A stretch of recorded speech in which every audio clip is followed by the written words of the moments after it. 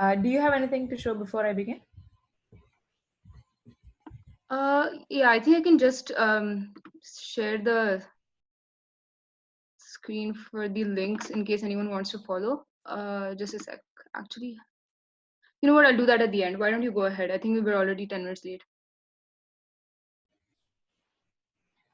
Okay, great. Well, I see about 20-ish people here, and since it's a very small crowd, you all can just turn on your video if you're comfortable with that, because then I can see your faces as well, and I'd love to do that because I know COVID has separated us, but at the very least we can see each other. So go ahead and switch on your camera, and I'm looking at all of your faces right now. Okay, great. I see Sanjana, Sharvari. I can't see some names. Huh.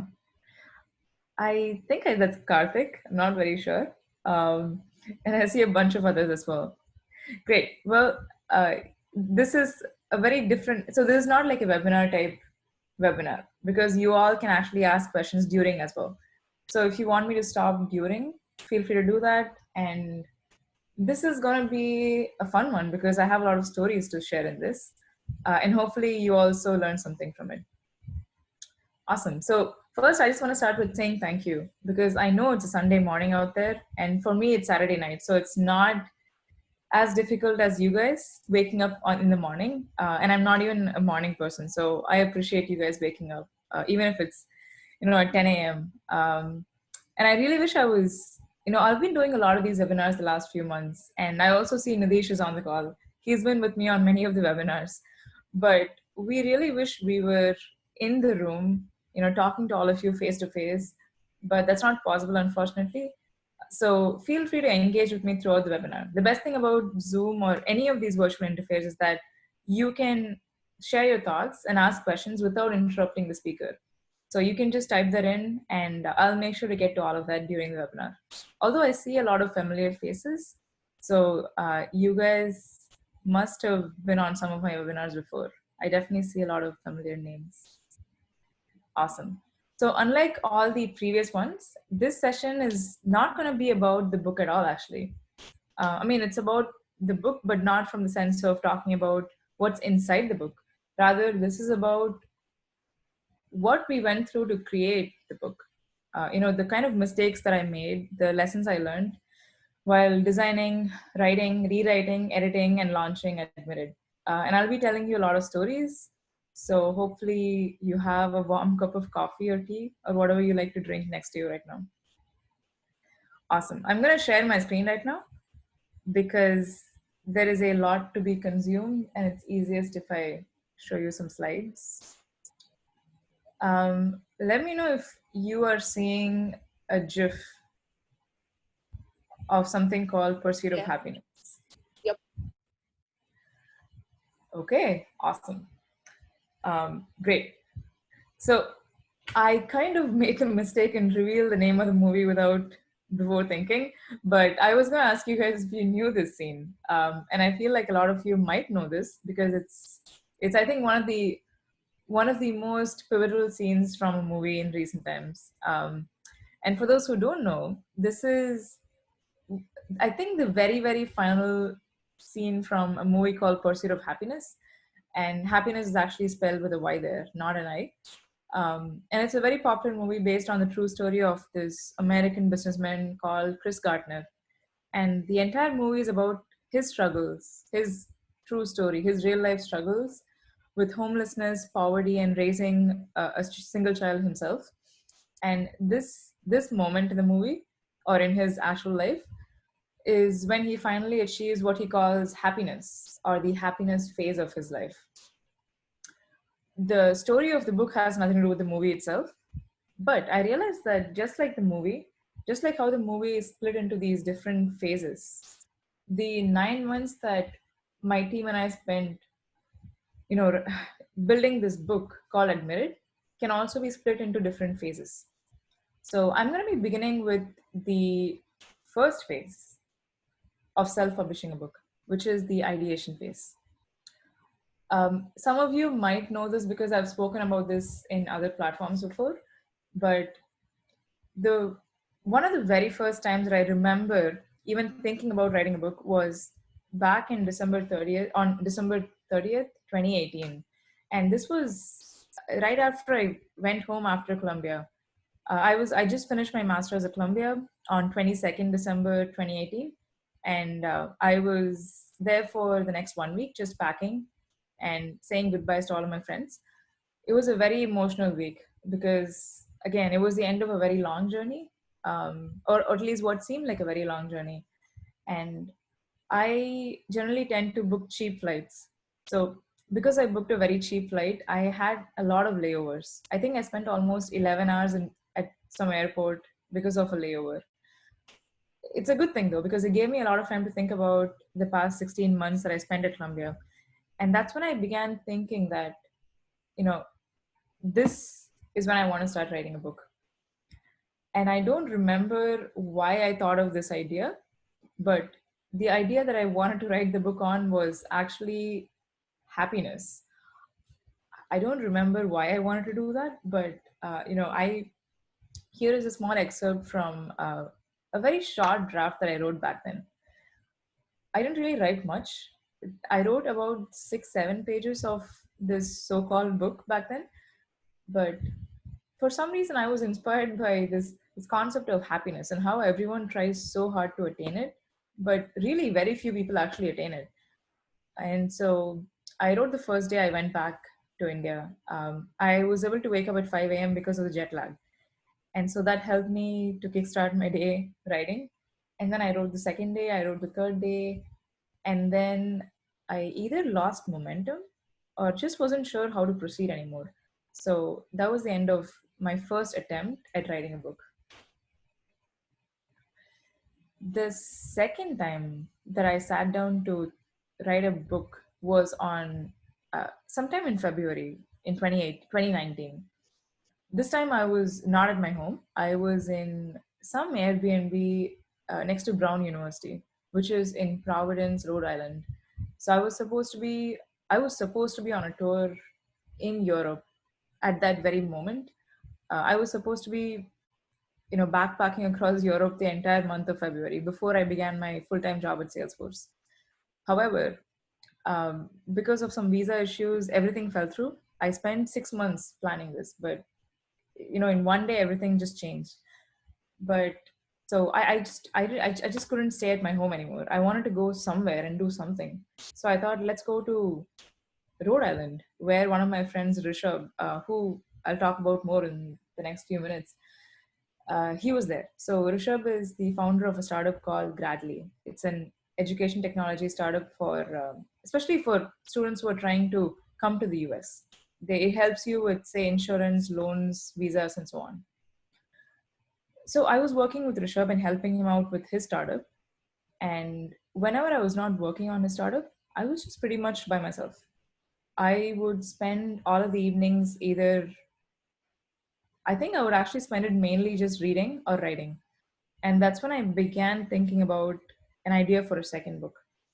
And I was influenced by a book called Sapiens that many of you might be aware of. It's a book on human history, and it just made me start thinking about this idea of the power of our brain. And this time I wanted to focus on the just the power of human mind. I wanted to talk to people and kind of uncover stories of people who managed to, say, break social and economic shackles with the power of their mind. You know, people who are prisoners of birth, but with time, over the years, they managed to break free from whatever constraints they had in the beginning. So, anyways, I wrote one chapter on this, definitely more than the first attempt, but I never finished it. So, this was the second attempt. And the third attempt did not happen for the next 7 months. And this was because I had just begun my full time job. I was pretty immersed in that. I was meeting a lot of new people. I traveled a lot. I read a lot of books. I began going for a music class and a badminton class. So just a lot of things were happening. And it's so easy to get distracted and busy with things that are going on in your life that I didn't have time to think about writing a book until November of 2019. And this time I feel like my idea was more flushed out. I even reached out to four people who I thought could be potential co-writers who would like to write the book with me. And so one of them even wanted to do it, and we began working on it for about a month. And then, just like most ambitious projects, we lost momentum, we got busy, and we got distracted. So the third time I wanted to write it, this is again an excerpt from my third attempt at writing a book. And this time I wanted to talk about how this was also similarly inspired by Sapiens, but it kind of attacked at a different level. I wanted to talk about how we are consuming so much information that it's not sustainable, that eventually we'll reach a stage where we just cannot store all the information in our brain anymore. And so we need to rewire the brain in the next decade if we want it to be sustainable, and if we want to prepare ourselves for the future of work and future of education. So it's a very abstract concept, as you probably hear.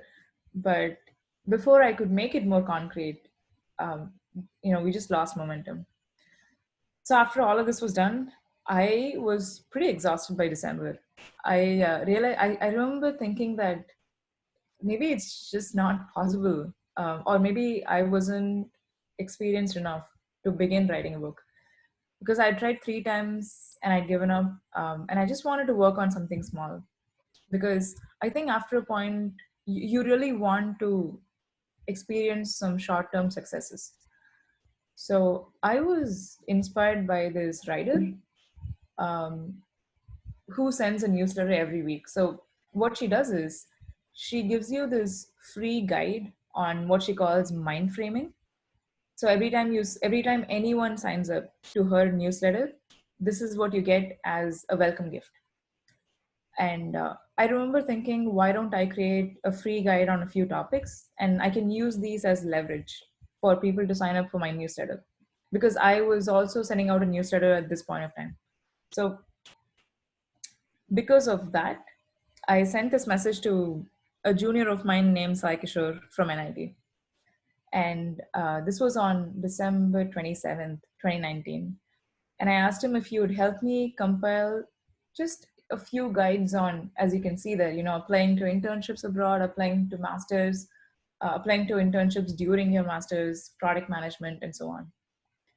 So after I sent this message, he got back to me the next day and he said that he was interested.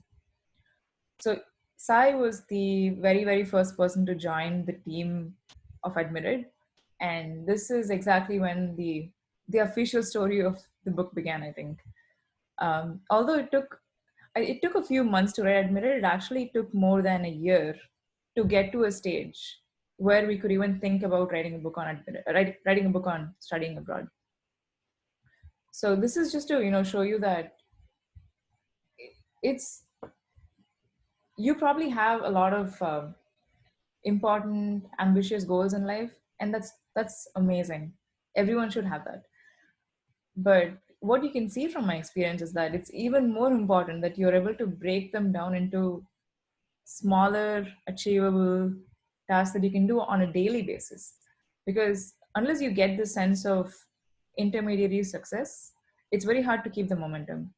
And I realized this after trying to do something for three times. So I'm just going to pause there. If you have any questions on this, if you have any comments, go ahead and put that in the chat box. I think there is one question in the chat box. How did you tackle writer's block?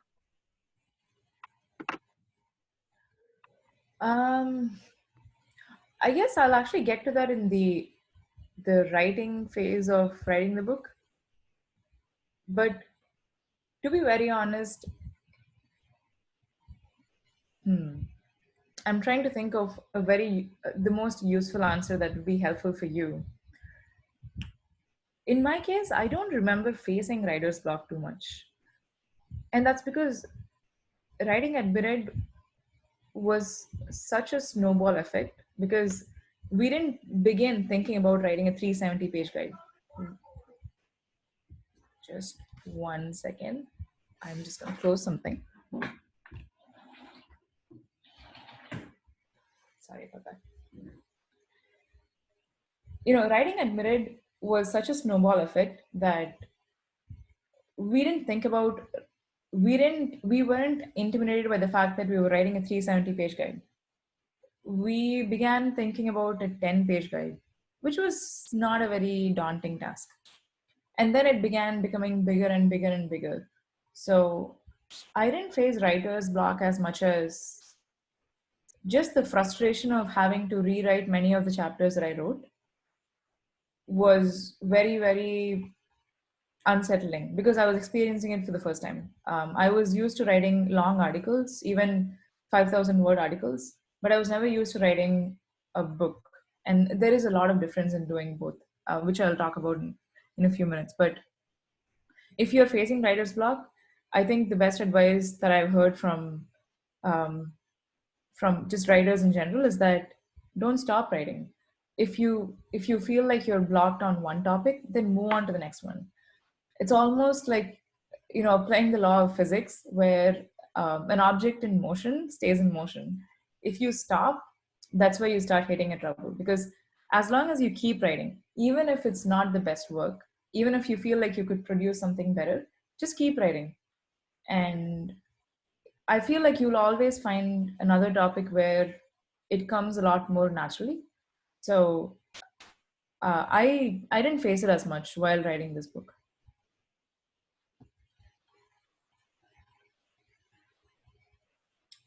Okay, great. If there's nothing else, I'm going to move on to the next phase. So the next phase is pretty straightforward. It was writing the book itself. And this phase, overall, this phase took about 5 months, I would say. Although launching Admitted took 9 months, the the chunk of writing Admitted only took 5 months. And this is not including the time it took for editing or rewriting the book. And in the beginning, honestly, I didn't want to write any of this. In the beginning, when I approached Sai, I told Sai that I have a few articles that I wrote on studying abroad. So, can you help me compile that and maybe add some more research on top of it and create maybe a very short guide that we can publish for free for everyone? And so, at this point, I didn't want to write any of it. I just wanted Sai to take care of the writing, and I wanted to review his work and then call it complete. But very soon after we began working together, I think we both realized that this is a topic where there isn't any all encompassing guide out there right now. Um, I don't remember when we realized this, but it was something that we realized by the end of January for sure. So I slowly began getting involved. And, just to show you some, I guess, insights into how we did the planning process. This is a planning sheet that we used at the beginning, kind of just to recount what we'll be doing on a monthly basis and weekly basis as well. So you can see we began all the way from January of 2020 itself. And this goes up till July or probably June. And after this point, we switched to a different workspace. So we didn't do anything here anymore. So in January, we began, and at the beginning, you can see that the kind of monthly goals at the beginning was not about writing the book as much as maybe collecting some GRE and TOEFL data, getting some scholarship sheets ready, and getting testimonials from people and so on. And so what will happen is Sai and I would meet at the beginning of every week. So we would meet at 9:30 a.m. on Sunday, my time, every single week. And then we would go over the weekly goals and talk about what we plan to finish. And once the month is over, we'd then meet at the first week of the next month, talk about the monthly goals. Um, and we did this for about 6 months, as you can see here. So we each took a few chapters. Sai took, I think, the chapters on, initially he took the chapters on SOP, he took the chapters on scholarship, and I took the chapters on letter of recommendation, resume, and so on. And then we would write the draft and the other person would review it. This was the cadence we had at the very, very beginning. But of course, a lot of things changed since then. And while this was happening, I distinctly remember this was, I think, a Sunday from February. I was spending the morning entirely at the library next to my home, and I was writing the chapter on letter of recommendation. So, if any of you have the book right now, you know, you might be able to resonate with this. But I remember that I had spent about 3, 4 hours in the library, and I was just finishing the first draft of the chapter. And for some reason, I had this very, very deeply satisfying feeling that this chapter came out so well, and I just knew at that moment that this was not going to be just a guide, that it was going to be an ebook. I didn't know it was going to be a paperback, but I just knew it was going to be an ebook that we launch on Amazon. So right now, I remember these brief moments throughout the last 9 months, and it's very hard to explain why you felt it that way in hindsight, but I just remember this specific moment. So after this, we began creating slowly, slowly, slowly, and 10 pages became 50 pages, 50 became 80, that became 150, and then 220, and then finally, right now, Admitted is a 368-page guide. Also, a lot of these pages got added because of the design. If we had published a black and white guide with no design at all, maybe it could have been about 300 pages. And I really think that a lot of the pages got added because of the design. And if any of you have the book right now, you would agree when I say that we're so glad we added the design, because if not for that, it would have been a slightly boring book, I think. Um, and just talking about the writing journey, I think my favorite part of the different phases that I'll be showing you today is actually the writing, because that's when I learned the most. That's when I read the most. Um, and that's when I thought the most. A lot of people think writing is hard. Writing is hard, but I think what's harder is thinking. Because if you can have a clarity of thought, if you can have a structured idea, then putting that down on paper is not a difficult job. Getting to the stage where you have that structured thought, that is the difficult job. And so I remember doing that a lot in the months of January, February, March, April, and May, when I was doing the chunk of writing for the book. And specifically, I just wanted to show this one example because I don't remember why I spent so much time on this line, but this is from the first chapter. There is a specific line in the first chapter that says, more often than not liking your job or environment is not the problem itself, but it's rather a symptom of a problem that is yet unknown. So I knew I wanted to write this line in the book, but to write this sentence, I needed an example where this specific sentence has been portrayed already. And so I vaguely remember that I went through a case study by these two economists called Abhijit Banerjee and Estelle Duflo. So they even won the Nobel Prize for Economics this year. And I remember going through a case study that they had worked on together a few years ago. And the problem was, that's all I knew. I didn't know what the case study was about or what the conclusion was. I just knew that if I can get my hands on the case study that they worked on, I will be able to produce a good example for this sentence about how it's very important to understand what the problem is before you try to solve it. And so I spent about 3 hours one evening, just trying to, I just, searched through all of the things they had written. I went through all of my notes from the last 1 year, trying to uncover where I could have gone through this before. And finally, I think I was almost going to give up when I found out this specific paper that they wrote on farmers and fertilizers. And again, if you have the book right now, you would understand what I'm talking about. But this just shows, how it's really the thinking that's hard. Because once you have that exact idea of what you want to write down, I've never faced a problem putting that down on paper, to be honest. Um, and so if you're writing right now, just know that it's supposed to be hard. It's not supposed to be easy, because if it was easy, everyone would write a book right now. Well, that's about the writing. And just to kind of conclude that, I realized that when I was preparing for this presentation, my three takeaways was: rewriting is the essence of writing well. Writing a book is not the same as writing a series of articles.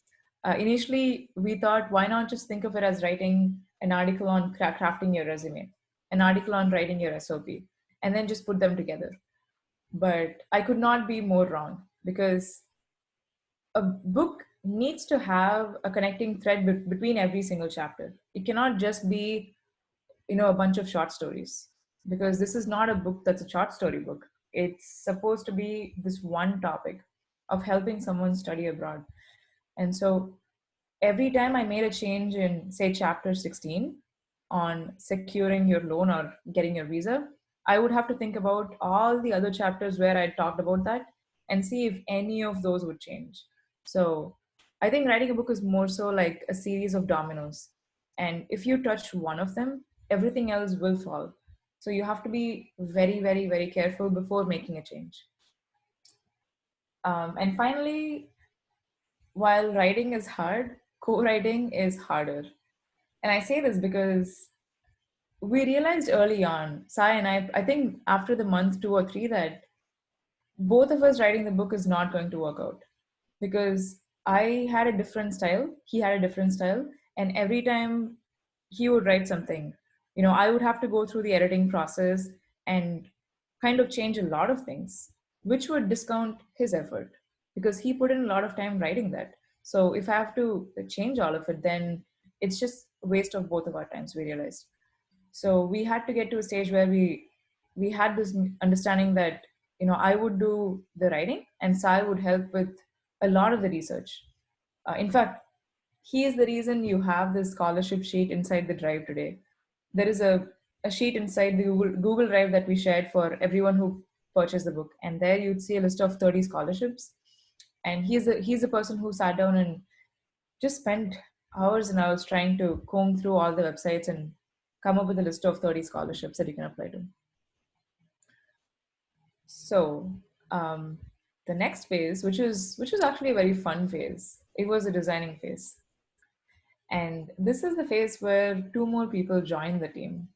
First is Komal, who is a junior of mine from NIT Trichy, and Rishabh, who I'd mentioned earlier. He is a friend of mine who is the founder of a company called Gradley. So Komal joined the team after a brief interview process. So we posted a call for designers on the WhatsApp group at NIT Trichy, and then she was one among 7 people who reached out. And everyone sent their portfolios. We went through all of them, and we liked her the best. So then I had a call with Komal. I remember this was about 17th February of this year. And when I had the call, I was, to be very honest, not very sure of choosing her, because she seemed quite quiet. She wasn't talking a lot, and I wasn't sure if I'll be able to work with her on this project together. And at first, she only joined to create the front cover of the book, along with maybe a few illustrations inside.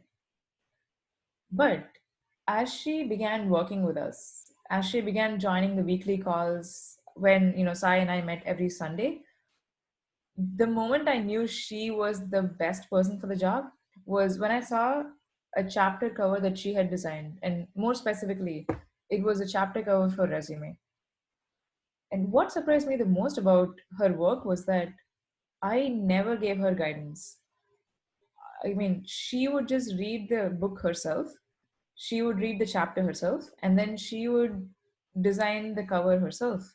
She wasn't expecting me or Sai to tell her that this is exactly how the cover should look like, that the cover should talk about this message. She would just do it herself.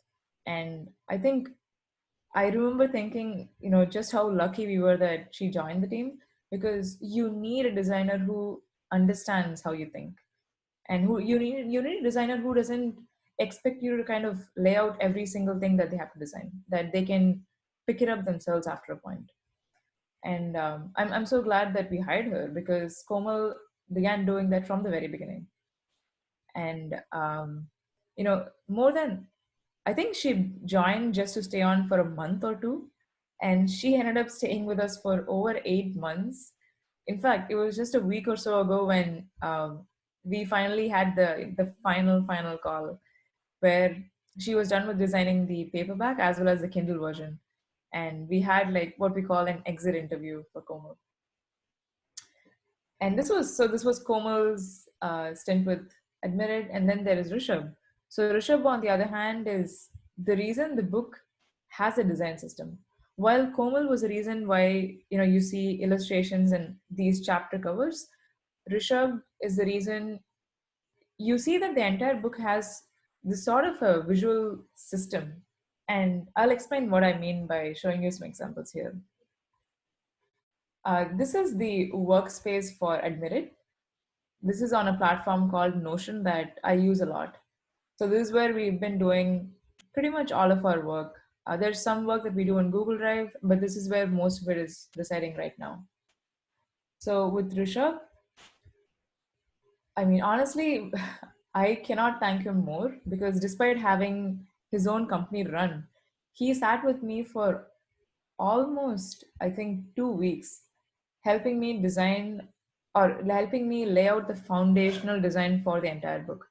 And this is just an example of the extent of effort that he and I put into to to decide every single design element that went into the book. So you would probably, if you have the book right now, you'd see that the book has a bunch of elements. Like, it has quotes, it has chapter subtitles, it has chapter titles, it has these emphasized sentences, certain sentences which have a top and bottom line. You will see the book has bullet points, it has a lot of icons, legends, just so many things. And so this is where it all began. We sat down one day and we wrote down a list of all the different visual elements that we can include inside the book. And then we went through an experimentation phase with each of them. And to show you an extent of how much we prototyped, this is a list of all the icon sets we went through. So I remember one night, Rishabh and I, Rishabh had made a list of about 30 icon sets. And so he asked me to go through each of them and write down my comments. And you can see that, this has somehow smooth edges, but too thin, great level of detail, looks interesting, but lines are quite thin. So I would open every single icon set, go through a few icons, and then add my comments there. And we would then add our opinion. Do we want to go ahead with this? Yes, no, maybe. And once we did the first round of elimination, and then we would go through them one more time and do a second round and a third round until we finally landed on the final icon set that we wanted to use for the entire book. And similarly, we did the same for fonts. Currently, the book has this font called Chaparral Pro and Montserrat. But to get to that, we went through about 40 different fonts, and not just fonts, but also font pairs, because we had to choose a font pair that complemented each other well. And so after going through about 40 different sets, we finally chose the one that we both really liked. And another example is subtitle. So the Admitted today has a subtitle that The Missing Guide to Craft a Winning Application and Study Abroad. But right now, once we got that subtitle, it seemed like the perfect fit. But to get there, we had to go through about, as you can see, 12 different subtitles. And then finally, the winner was this. So these are just, I'm showing you this, just to show you kind of a glimpse into the thought process and decisions that we had to make on the back end to get to this stage. Um, and I think this is all just showing you that what you're seeing is only the tip of the iceberg, and there's so much behind it. And this is true for any project. This is Writing a book is one example of a big project, but there's so much that's going on right now that I would encourage, always try to dig deeper into the surface and try to understand the decision that someone had to take to get to the end state. And finally, just to end this part or this phase of designing, this is something that Komal and I had to create because, as you can see, the book was written on Google Docs. So we had to somehow get from Google Docs version of the book to the final completed design version of the book. And we had to do this for the entire book. So to do that, the only way or I guess the way that I chose to do it was I made this cheat sheet for Komal and Kirti, who was another designer who joined briefly. And in this cheat sheet, I told them that anytime I add the word E inside the Google Doc, it means that it's an emphasis element. Anytime you see H, it means it's a heading. Anytime you see SH, it's a subheading. So like this, I made a list of all the different cheat codes that the designers can use. And so once all of this was done, we would follow this process where they would first go through the entire chapter in Google Docs and make sure that anywhere where I've used these codes, they used the respective element. So if it's a template or a heading or a subheading. And once they were done designing it in Adobe Illustrator, I would then review the entire thing. And there were at least a dozen errors, just because errors always come in. And so I would mark all the errors and mention that these things need to be changed. And then they would go back and they would change all of that. And then I would review it one more time and make sure that there's no error. And this kind of back and forth went for at least 2-3 times. And this happened for every single chapter in the book. And so I think in the 9 months, this was the most frustrating part for me. Just doing this back and forth for every single chapter and every single page was very, very exhausting. And I think it was very exhausting for the designers as well, not just for me. And kind of just to summarize that, we built every single page of the book separately on Adobe Illustrator. And I think this was definitely, at least for me, the most frustrating or difficult part of this entire journey. Just tying it all together, um, I think if you were writing a book right now and if you want to incorporate design in your book, my recommendation would be, first of all, treat your book like it's a mobile app or a website. And this is something that I learned from Rishabh. He kept emphasizing how important it is to set the design system for the book before you begin to design. And just like how if you go to a website, you would notice that every single screen of the website is consistent. They don't use different colors, or at least a good website wouldn't use completely different colors on every single screen. They would have consistency. And so I learned that by working on Admitted. Secondly, you have to make your designer's life as easy as you can, because the kind of patience that it requires to be a good designer is just insane. And I've seen my designers work so patiently. And in fact, Komal sat with me for about 6 hours every night for 3 nights in a row, trying to design one chapter for Admitted. And finally, keep the end product in mind during every step. And I say this because when you're designing a book, it's very easy to forget that what you're designing is not going to be a digital version. It's going to be on paper. So you have to keep that in mind when you're designing, even though you are designing on a digital screen, that's not how people are going to read it.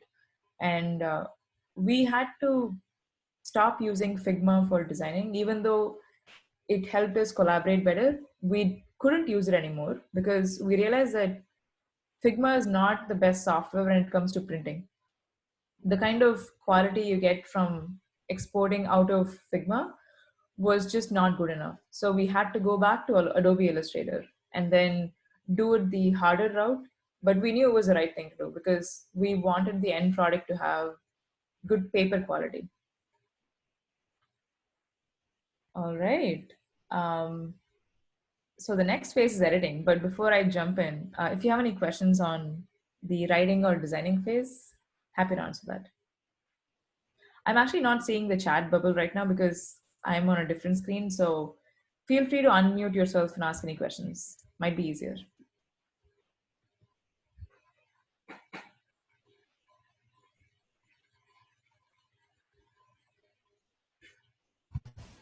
Hey Soundarya, this is Sanjana from Belgaum. I don't have any question in particular, but I found it really fascinating how you developed a whole system just for the design. And I got my book 2 days ago, and it's not just a book that's very informative, but it's a very good looking book as well. So kudos to you for I didn't even have it in mind that you guys did it all on your own. So that's very fascinating. Good job. Thank you so much, Sanjana. And I'm so happy you recognize that. And yeah, and I think that's the thing. When you see the book, you only see the final product, but there's so much stories to say behind that. And I'm really happy that you noticed this. Thank you.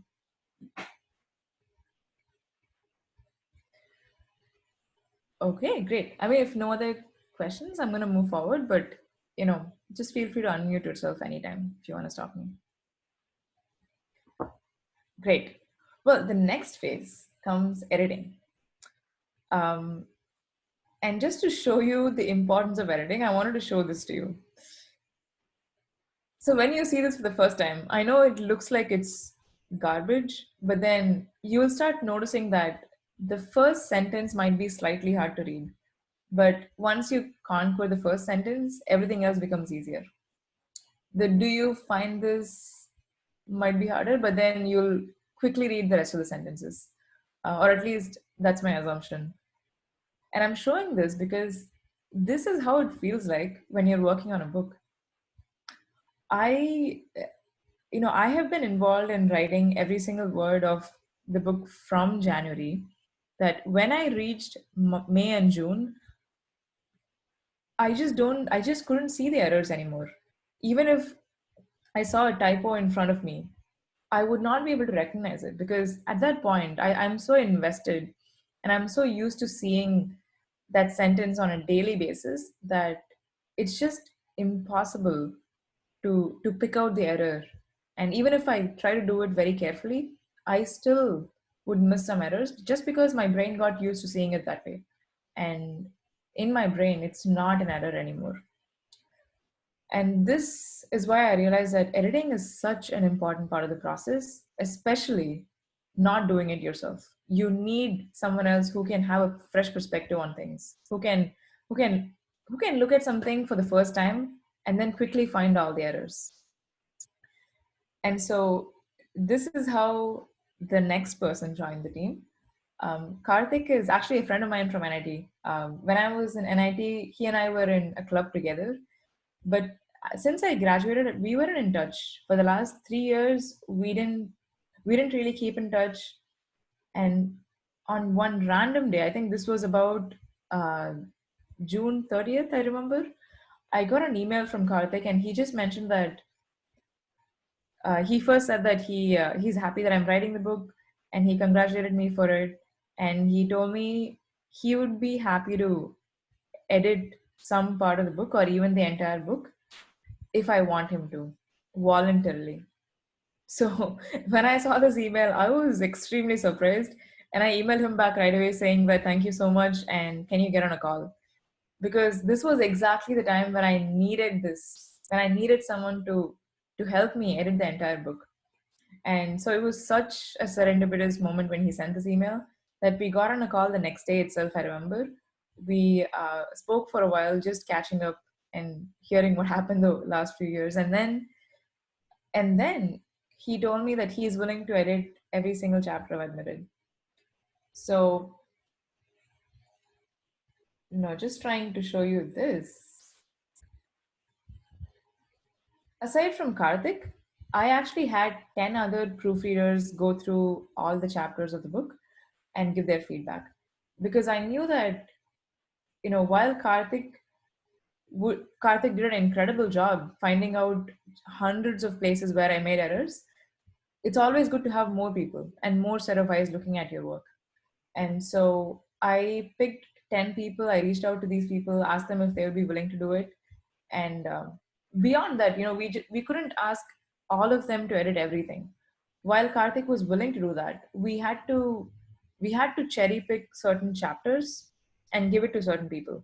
So I had to really think about which person would be the best judge for this specific chapter on SOP or this chapter on loans and visas. And so once I figured out, I sent out all the chapters to these people and try to keep track of all of that here on the back end. And what I didn't expect was just the sheer amount of mistakes that I had made that these people caught, and not just mistakes in terms of typos and grammatical sentences, but just entire concepts. I got such good feedback from all of them that it was quite overwhelming, to be honest, at the beginning, because I would open a chapter and then see about 50 plus edits in just a few pages.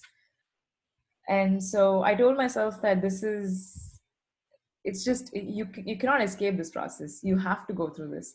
So I think almost for 1 week, I didn't open any chapter. I just let all of them give their feedback and edits. And then I slowly started opening one by one and went through all of the edits, all the feedback, and tried my best to incorporate all of them. So, I can never be thankful enough to all of these people for taking time out voluntarily and helping out. And so this happened. I think it was around the end of June, or I'm sorry, mid-July, when the entire editing process was complete. And I thought that was the end of it. But I didn't know that there's another set of editing that you have to do after you print the book. And that's where I wanted to introduce the next person who joined the team, which was Srinivas. So Srinivas is the founder of a company called Practice Labs. It's a product design company specifically focused on education products in India. And he also is a good friend of mine, my senior, and my mentor from NIT Trichy. So he and I worked on a club together back in NIT. And I had kept in touch with him over the last few years. And long story short, Srinivas agreed that his company, Practice Labs, would be the official publisher for the book. So if you open the book right now, you can see that there is a Practice Labs logo on the copyright page. So he joined the team, I think, in the month of June, or I think it was definitely in June or July. And he pretty much did everything that I couldn't do while sitting in the US. Because at the end of the day, I needed someone to be on the ground in India, talking to printers, going to printers, giving the book, and inspecting the sample that we got from all of them, making sure that the orders get to Amazon's warehouse, and making sure that every single pre-order is being sent, on time. So there was just so much that I could not do because of not being able to be present in India, that Srinivas helped me with all of that. And this is a very, very emotional picture for me specifically, and I think for both Srinivas and myself, because the book that you see there is the first sample that we got of Admitted. I think this was around first week of July, I want to say, or I think second week of July, when we got the first sample of the entire book. And I remember this one night where he had this setup where he would have one camera that is kind of positioned over the book, where he was FaceTiming me. So you can see that I'm there in that small bubble there, where on the other side, I was doing FaceTime from my laptop, so I could see the book at least in a bigger screen. And so he kept this set up so he can go through every single page of the book and go line by line. And so we can inspect that there is no design error, that there is no printing error, that all the words are fine, there is no typo, no grammatical errors. And I remember spending 10 hours continuously from 6 p.m. to 4 a.m. my time. So it's about 6:30 a.m. to 4:30 p.m. in India, where Srinivas and I sat together and we actually went through every single page and every single sentence of the book to make sure that there were no errors. And we found over 50 errors. I didn't think, you would think after a point that your book is perfect and you cannot find any more errors, but that was not true. We still ended up finding so many mistakes, and we took a note of all of that. And then the next week, I remember doing the editing process all over again. But this time it was not editing the chapter in Google Docs. Rather, it was editing the final printed book on paper. So again, after a very excruciating week doing this over and over and over, I think by the end of it, I had read the book more than 15 times myself. And I was just so tired of it. I didn't want to see the book anymore. It got to that stage. And finally, we reached the end of it and got the book printed in bulk. So this is kind of the end of this phase of editing, which I think is as frustrating or daunting as it is useful. And that kind of covers the end of the editing phase of the book. So I'm going to pause here one more time just to see if you have any comments or questions and talk about the final stage, which is marketing and sales.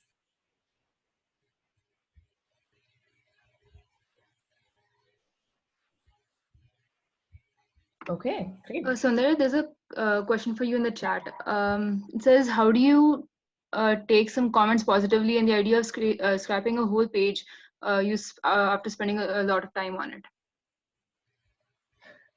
So the question is, how do you stay positive? Yeah, take comments positively or take any feedback positively. It really depends on where the feedback is coming from. So the person who asked this, feel free to unmute yourself and maybe give more context on the question, because your question, if the feedback is being given by someone that has good intention and is giving that feedback to help you become better, then you should try to focus on that and less on the fact that they found a mistake. Because at the end of the day, as I said, if I didn't get feedback from everyone who gave feedback, about more than 10 people, you would be reading a book that's just filled with mistakes. And not just mistakes, that's filled with less than excellent content. So I think feedback is very good, but it has to be also given by someone who has the best of intentions for you. Hello. Yeah. Yeah. Thank you, Soundarya. So actually, my point of view was like everyone has a different perspective, and the way they read and view things, it would be different. So there would be so many clutters of comments on whether they are, I mean, towards your perspective or it doesn't work towards your perspective. So how do you manage that? Like, so your question is, how do you separate out comments that's helpful for you versus comments that are not? I'm still trying to understand the question. yeah, something like that. Yeah. That is actually a very good question, because although I got, say, about 200 suggestions and comments from people who proofread my book, I didn't accept all of them. I went through each of them and I used my own filtering mechanism to see, does this person's feedback or suggestion make sense? Because all they know is the one chapter that they're reading, but I know the book from the whole big picture context. So I had to make a decision of, does this feedback actually add more value to the book, or does it make the reading experience more confusing for the reader? And I wish there was a framework that I can give you for that, but really I think it depends on what you're writing, if it's an article or a book. But whatever it is, don't just blindly take feedback in. And I'm glad you brought this up. Thank you. Great. And the next time, if you guys ask questions, let me know your name as well, because I am not on the screen where I'm seeing all the names. Well, great. I'm going to quickly spend 5 more minutes and finish this off. So finally, we come to marketing and sales, which is the phase that's going on right now, actually. We launched Admitted officially on 23rd of August on Amazon India. And since then, I guess it's been about a little over a month since then. But marketing began much earlier. And to talk about marketing, I have to talk about someone who is very important for the team right now, which is Nadish. I think he's on the call right now. And the story of how he joined is very similar to how Komal joined the team. So we put out this poster for hiring a marketer on just all the social media accounts, LinkedIn, Facebook, Instagram. And I think we got about 7-ish responses from people who were interested. And for some reason, Nidish's response stuck out to me because in the first email itself, he told me a lot about what he's done in the past and all the marketing experience he's had in the past. So for everyone who sent me the first email, I sent out the same email. I told them that, imagine this scenario. And I gave them a situation and I told them, how would you react to this? And I also asked them what ideas they had for marketing for the book. Out of everyone who responded, Nadish was the one who sent this really comprehensive email explaining how he would tackle that specific scenario. And I think, I think at that point I kind of knew he would be the right person, but it wasn't until I had a call with him that I knew that he is the best person for this job. So after he joined the team, we've just been doing so much on the marketing front that I tried to put all of that together in a neat bullet point type framework, but I couldn't because, so far we've set up a Razorpay payment page for pre-orders. This was done about 2-3 months ago when we began accepting pre-orders. We found a way to link Retool, which is a website, with WhatsApp through an API to broadcast messages. Again, this is all thanks to Rishabh, who was able to help us with this. And we began building customer support templates. Just like how you go to a website, if you send a message to the customer support representative, they would send you this standard response, right? So we didn't do that, but we had to eventually start writing down all the most common questions asked by students. So we didn't have to write the answer every single time all over again.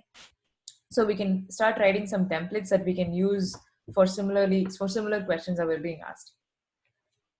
We began conducting a webinar every weekend for 6 weeks. And I think we did this for the month of July and August. We made a Slack group for all the early supporters. Right now we have about almost 500 people on the Slack group. Anyone who buys the book will get a special link inside the book that they can use to join the Slack group. And just so many more initiatives. Honestly, I think there's so much happening in the marketing front of the book right now that it's very hard to combine all that in one page. And Nidesh and I were talking about this the other day, and he mentioned that this really is not a 1-month effort.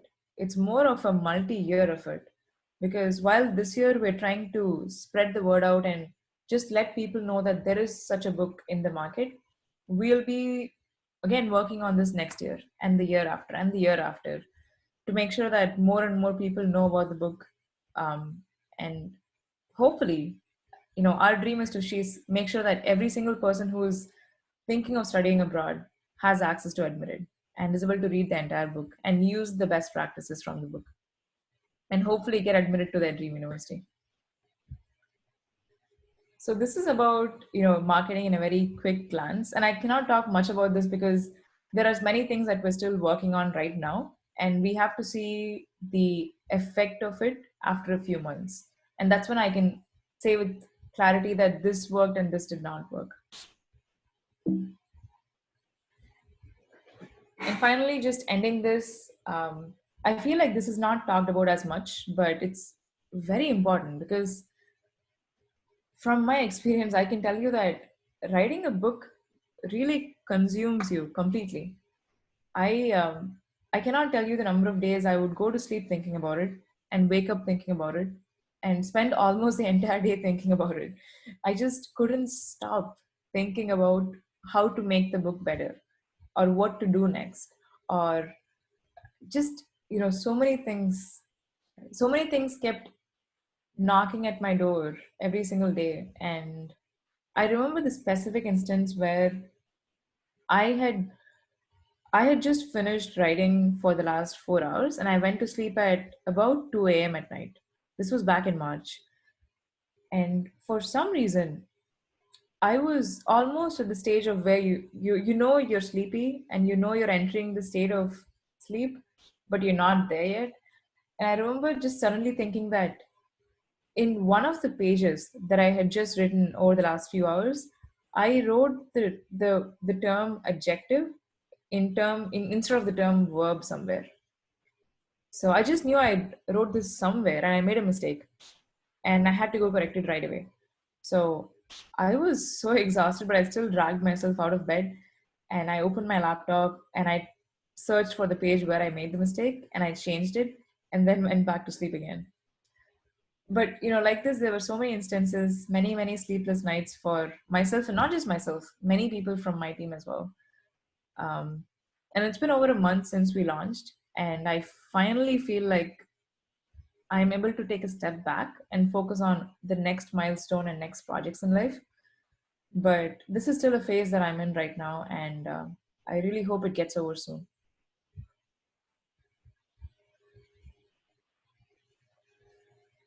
So I know there was a lot of information, a lot of stories, a lot of mistakes, lessons. But to tie it all together, this is, I think, the major takeaways that I have from the last 9 months.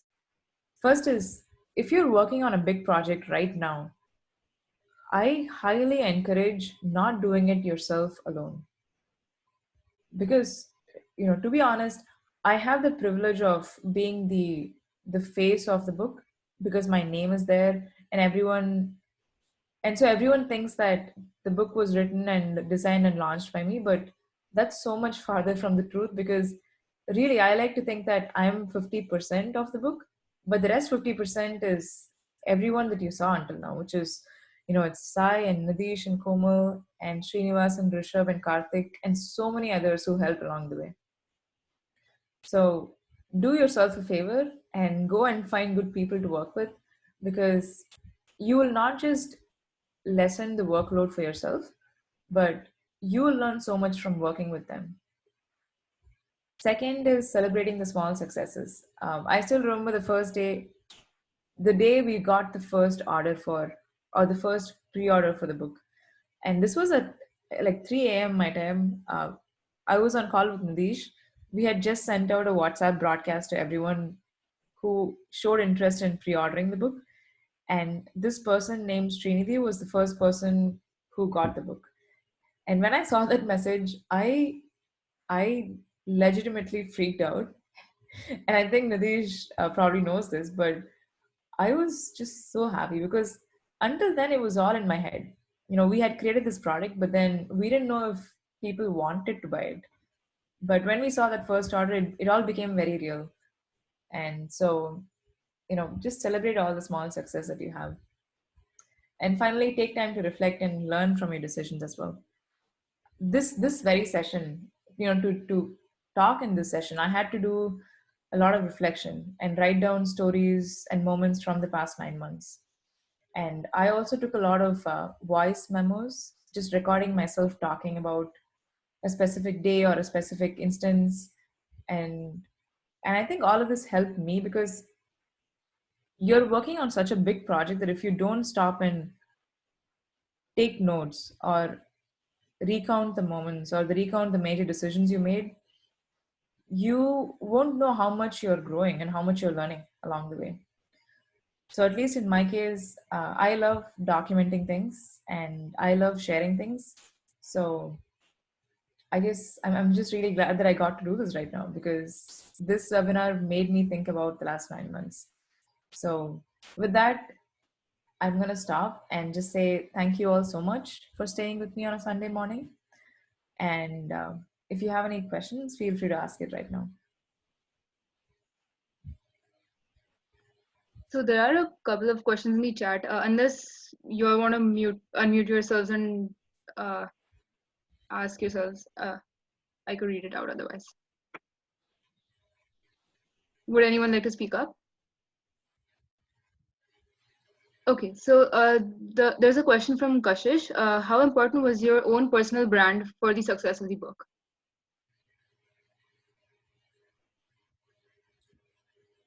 That's a very good question that I've never been asked until now. And also, Yeah, Kashish, if you want to ask it yourself, go ahead.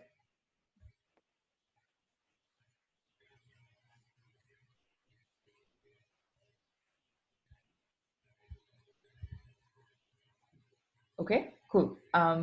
So how important was the personal brand for this? It was definitely very important for the pre-order phase of the book. So about 350 or 320 people pre-ordered the book even before we launched it. And I feel like all of those people who did that most probably did that because of either reading my articles over the last few years or following me on YouTube or following me on LinkedIn. So I think the personal brand helped in getting that critical mass of initial set of buyers. But beyond that, right now we've kind of exhausted that because I've been talking about this for so long on all of my channels that anyone who wanted to purchase the book would have done it by now. So now we've come to the stage where personal branding has helped, but I don't think it'll help too much from now. So now we have to think of new ways to market the book and get it in the right hands.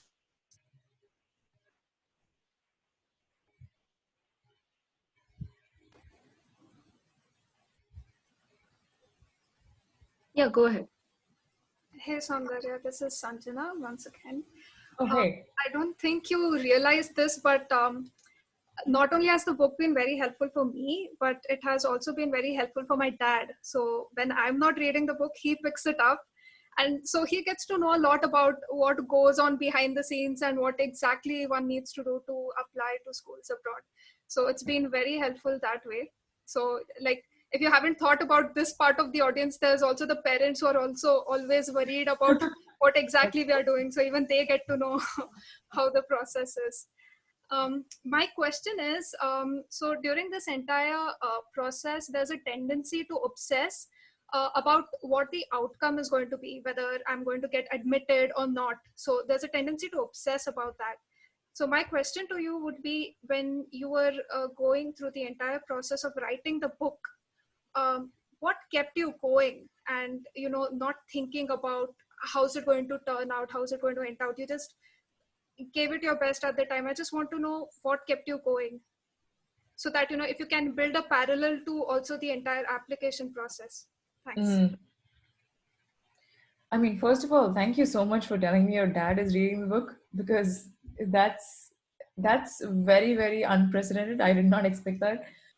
Although I was told by Nadish that someone else's dad picked up the book on, yeah, just another story. But answering your question, I'm trying to see if there's any parallel to be drawn between writing admitted versus actually getting admitted and going through the application process.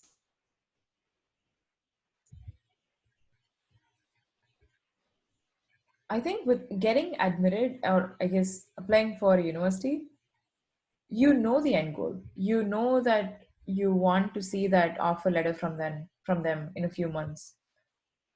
So I would think that's slightly different than what I had in my journey of writing the book, because as I said, this was not supposed to be a book. It became a book as the result of many course of change in course of directions that we took over the past 9 months.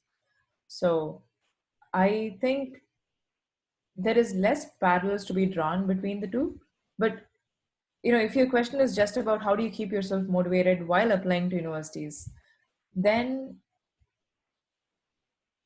I would say take some breaks as well.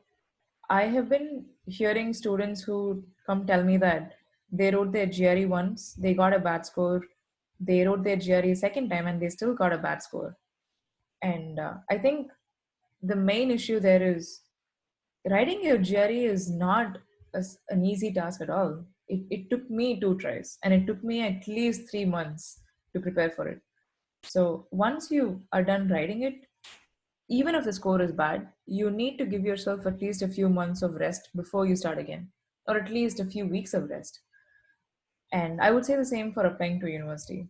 Uh, start your applications, keep working on them, but also know that unless you give yourself that break, at least for a few days, where you can just walk away forget about it and work on other things that are going on in your life, it's going to be very hard to keep up the momentum throughout. And I don't remember quite the things that happened in 2016 because it's been 4 years since I applied for my universities. But I definitely remember taking a long break after my first GRE attempt, when I got a very, not a low score relatively speaking, but lower than expected score.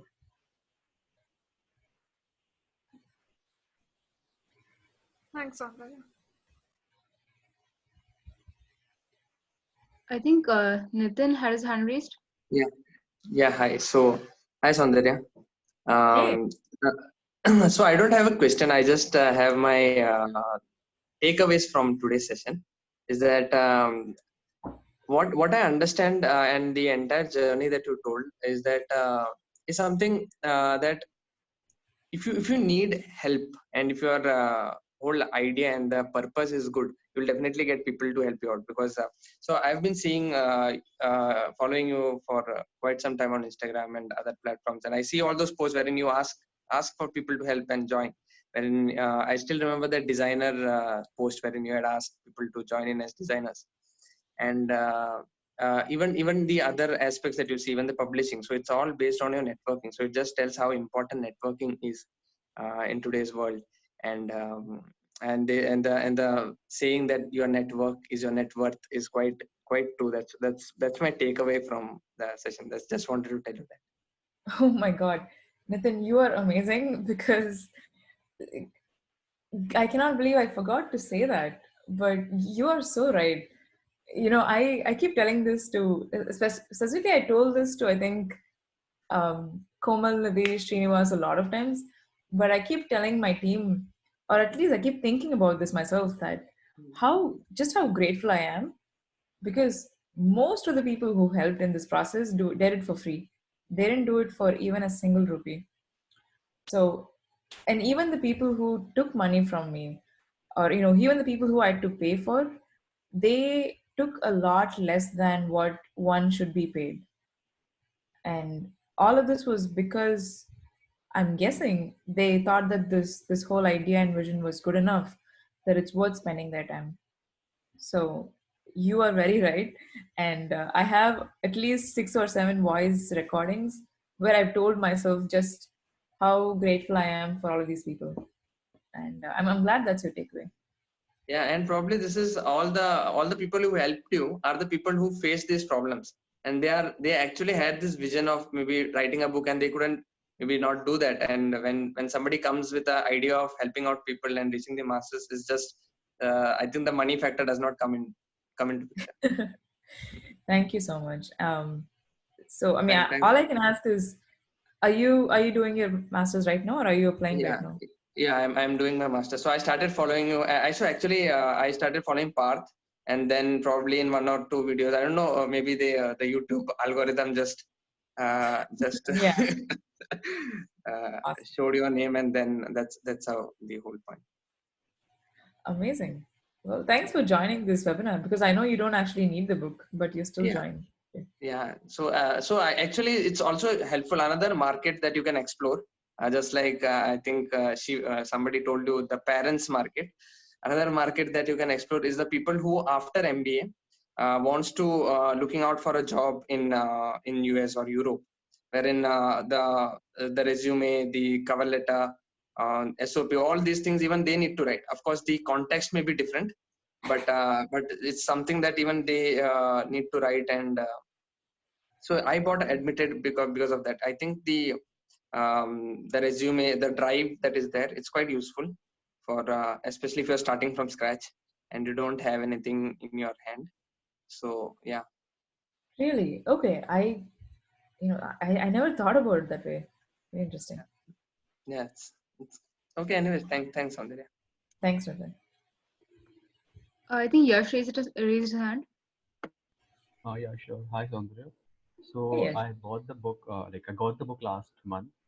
I pre-ordered it, and the most fascinating two chapters were the last one, All That Matters, because that one was special, though it's just 2 pages, but like it helps me keep my foot on ground, because once I start thinking about going abroad, then I just lose focus what I'll be missing out, and like immersing through the book throughout all the 300 pages, I just forgot what I'll be missing out, and that was just like a reminder that I should enjoy the time I have here in India.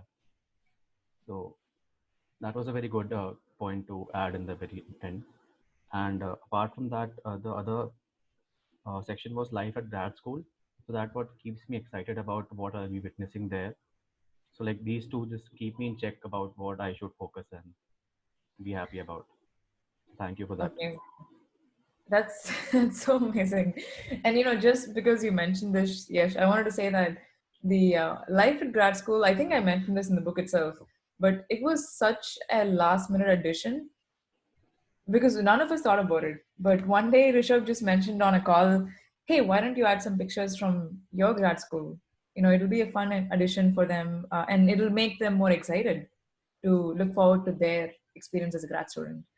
And I actually went through I took a lot of pictures during my grad school at Columbia. So I had about 2,000 pictures that I could potentially choose from. And so I remember one evening that I was going through all of them, and it was such a fun experience for me because I got to reminisce and look at all the pictures and picked 24 pictures which had some story behind them. And in fact, that's actually my favorite chapter from the book. Yeah, same for me. Thank you. Yeah. Hi, this is Sharvari. Hey, Shalini. Hi. I don't really have a question, but I just want to say that I had a really fun time in this webinar. Like it was a great way to spend a Sunday morning, and especially during this quarantine situation we have going on. It's I'm pretty sure I speak for all of us when I'm saying we're always looking for like new things to do.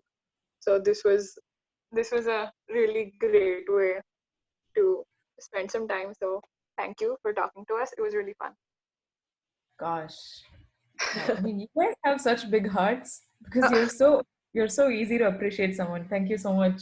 And this I actually spent a lot of time preparing for this, and I'm so glad I did because it gave me such a good opportunity to look at the last 9 months. And that's why I keep telling people like reflect on what you accomplished because you did something great and you deserve to think about that and talk about that.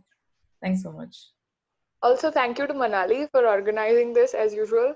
Also, it's a really small crowd, so it's really good because I think it's very interactive.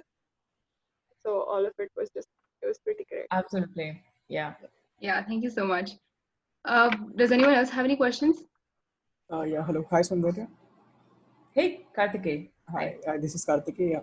So first of all, thank you for having this webinar. I had ordered the book like a month ago and अभी तक मैंने pick नहीं किया था due to time restrictions. So today I'm going to pick that book finally. Oh God. Okay. Yeah. Wait, I'm currently a sophomore at IIT Roorkee, so I was not actually like I have to apply in a couple of years. But yeah, I find that book pretty much exciting and said just the day I found out about the book, I ordered that same one. Amazing. Can I just ask you how you found out about it? I found out about via Harnoor Singh's channel. Oh, yeah, right. Yeah, the influencers helped me a lot. All the YouTubers in just spreading the message. Amazing. Yeah. And just one thing I would like to ask. It's kind of like a selfish question. I have been applying to internships now, foreign internships, and I luckily got a call next week. So I have an interview next week. So Okay. So yeah, I want to ask your opinions about it. Like, I'm kind of freaking out that I might not be able to convey all of the things in technical terms. So I'm like sorry, you have yeah. an internship. Sorry, you have an interview for A research university. internship. Yeah, a research internship at a university. Okay, and I see. So the question is, how can you prepare for the interview right now? Yeah, sort of like what do the professors look in sophomores or pre-final year students for research internships? I mean, I really, really, really wish I can answer it, but honestly, the only times I did research internships was all through some sort of a scholarship program. I went to IAC through this IAS scholarship program, and I came to the US through the SNBO scholarship. So I don't know exactly how the research internship interview process goes, because these programs do not have an interview component per se. Yeah. But from based on my limited interaction with professors, I can say that as long as you read up on what they're doing, and I know this sounds very obvious, but trust me, so many students don't do this. I mean, people don't even take the time to go to Google search and type the question there before asking someone that. So I think simply reading about their work and adding kind of creating a thread between all of your past experiences and telling them how that relates to what they're doing, that itself will put you in a better position than most average candidates. So start with that. And if you really, I guess I cannot really force this on you, but I hope you feel passionate about what the professor is doing. Otherwise, you probably wouldn't have applied or had this interview. Yeah. But yeah, there is really no magic formula here. It's very basic due diligence that someone has to do that students don't do generally. But unfortunately, I don't haven't had these interviews myself too much, so I can't say much about it. That's it. Thank you. Yeah, I completely agree with that, especially the part about being passionate about what you're going to work on. I mean, I've had the experience of joining a lab and then realizing, maybe this isn't really working out. So it's always great to find out what the person is doing. And yeah, that's just some really great and important advice. So we have two more questions. Someone just lowered their hand. Okay, Pratham. Hello, Sundar. Hello. Hey, Am I audible? Pratap. First of all, like all started like a year back when you shared a monster guide to US parts shared on it's on LinkedIn. So that was the one thing I came across your profile. Then the chai and webinar coaching happened, and I just wanted to convey like keeping all the things like the admitted and the grad school thing. Other than that, I have been reading most of your blogs, like be it to neurons and like be it many other information in your webinars, be like satisfier and maximizer and many other things. Like all the things have been very much informative, and I always look forward to those of your blogs as well. So just wanted to convey that, and thanks for all the webinars. It was really informative, and I always got another perspective from your point of view. Like I always think just a common from a common perspective, but it got another point of view. So first, I just wanted to thank you for it and for writing the book. Oh my God. What? You guys are so nice. Seriously. And also, Pratham specifically, I know you come to all the webinars because I've seen your name in almost all of them. And I see your name in so many other places as And well. So, actually, the one question I wanted to ask from Uncertain Rocks webinar on YouTube, like how to be mentally prepared. So that was one question I was also looking forward to from your perspective. I also posted on Slack. So thank you for answering that as well. I just oh, yeah, absolutely. And you know what? You shouldn't be telling me thank you. I should be telling you thank you for spending all this time reading the things that I write. Thank you so much. Did Yash have a question?